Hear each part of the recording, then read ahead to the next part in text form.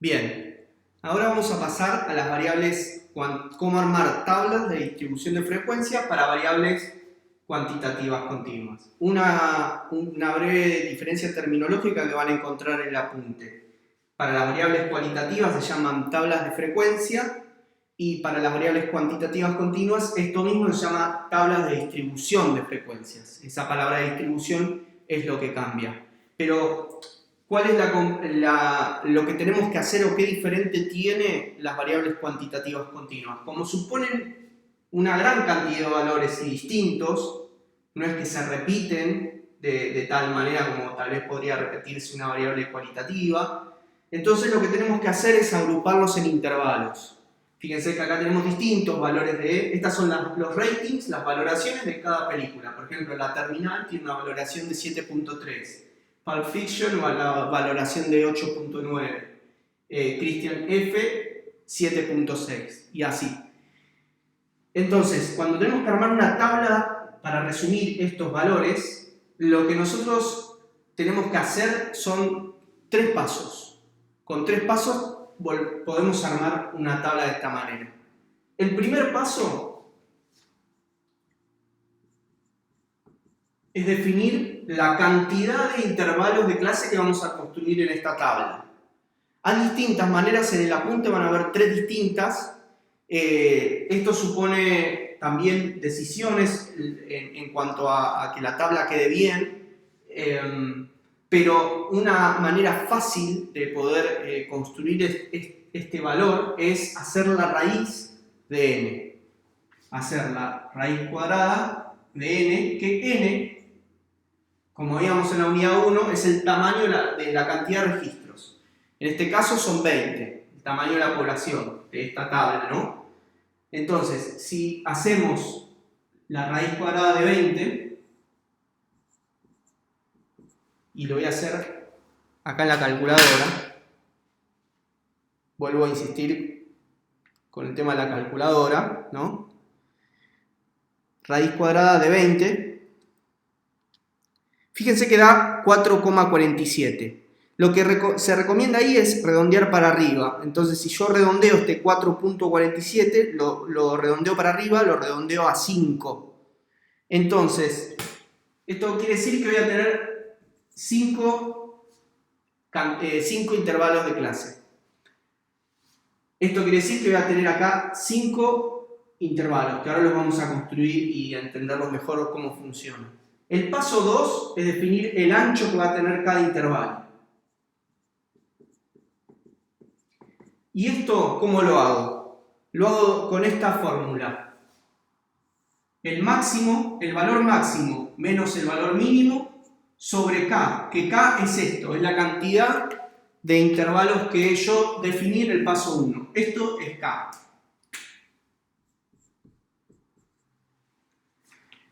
Tengo que buscar el valor máximo de todos los que están acá y el valor mínimo. Si yo veo el valor máximo que está en esta variable es la puntuación justamente de Pulp Fiction, 8.9.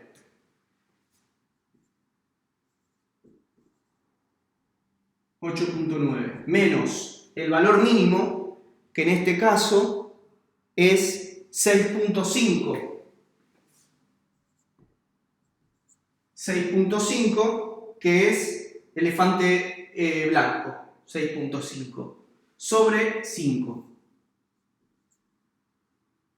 Me voy para abajo.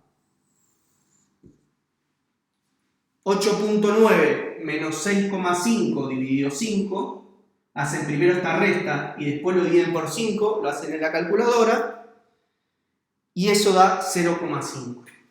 El resultado de esto es 0,5. Cuando yo termino el paso 1 y el paso 2, voy a tener la cantidad de intervalos y el ancho de este intervalo. Empiezo por el valor mínimo para construir la tabla. Empiezo por 6.5.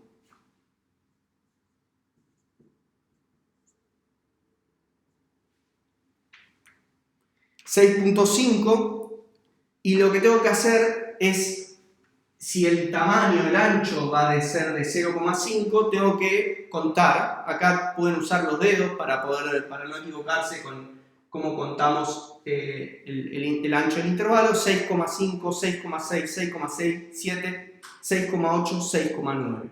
O sea, este primer intervalo va a ser hasta 6,9. Ahora, acá un tema de anotación.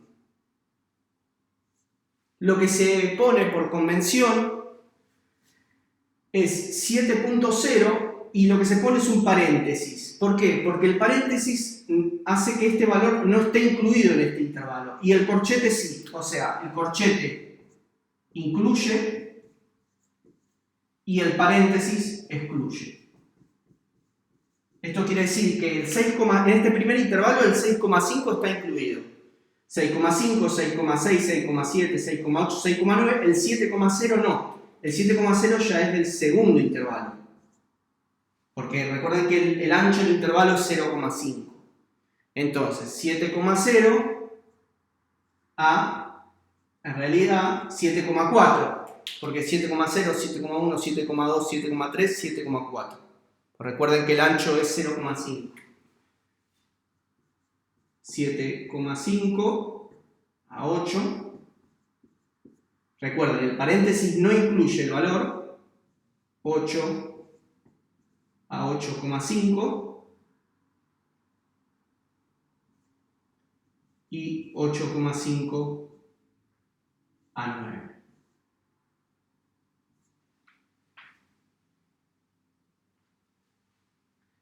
Entonces, de esta manera construí 5 intervalos, que esto es lo que yo les mencionaba. Con ese primer paso, lo que defino es la cantidad de intervalos que voy a tener, intervalos de clase. Y lo que defino con el segundo paso, haciendo máximo menos mínimo dividido K, es definir el ancho, que son, en este caso, 0,5. Pues eso va a cambiar de acuerdo a los valores que yo tenga. Y por otro lado, recuerden este tema de anotación.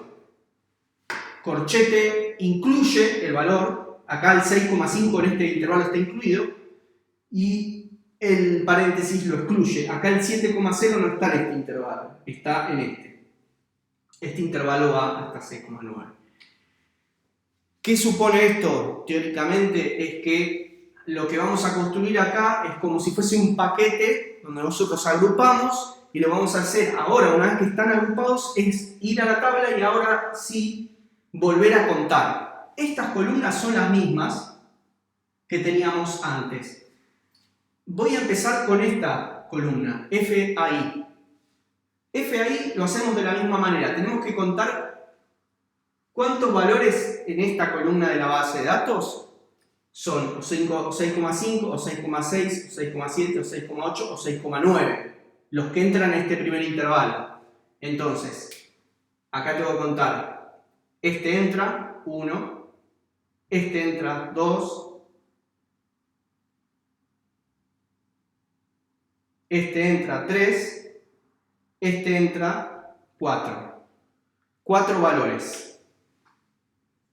Conté. De la misma manera que hacíamos con las cualitativas. En vez de contar la cantidad de veces que aparece Estados Unidos o aparece Argentina, cuento cuántas veces aparece el 6,5 o el 6,6 o el 6,7 o el 6,8 o el 6,9.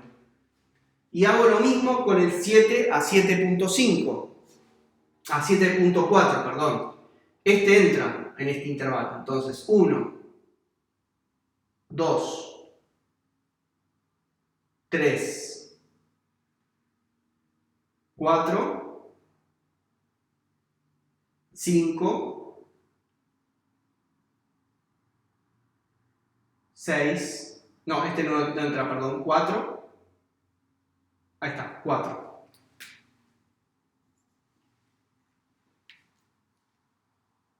Perdón, vuelvo a contar. Vamos a contar de vuelta, porque esto es 5. A ver, 7, 1, 2, 3, 4, 5. Ahí está, 5. Y así. Hay que ir contando cuántos entran en cada intervalo. Ahora lo voy a empezar a completar para hacer más ágil el video. Acá contás 50, van a contar 6, después lo pueden chequear. Acá si cuentan van a contar 2 y acá si cuentan van a contar 3. 20. De acá en más va a funcionar de la misma manera que funcionó con las variables cualitativas. Una vez que tenemos el conteo, tenemos que hacer las frecuencias absolutas. Empezamos por el mismo valor, sumamos 17, 20, esto tiene que coincidir. Después recuerden, las frecuencias relativas es la parte dividido el todo por 100. 4 dividido 20 por 100, 5 dividido 20 por 100, 6 dividido 20 por 100, y así lo van haciendo.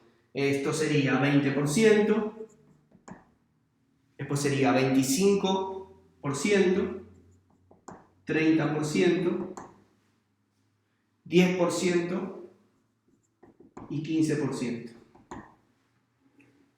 Y después en la otra columna hacemos la acumulación de los porcentajes.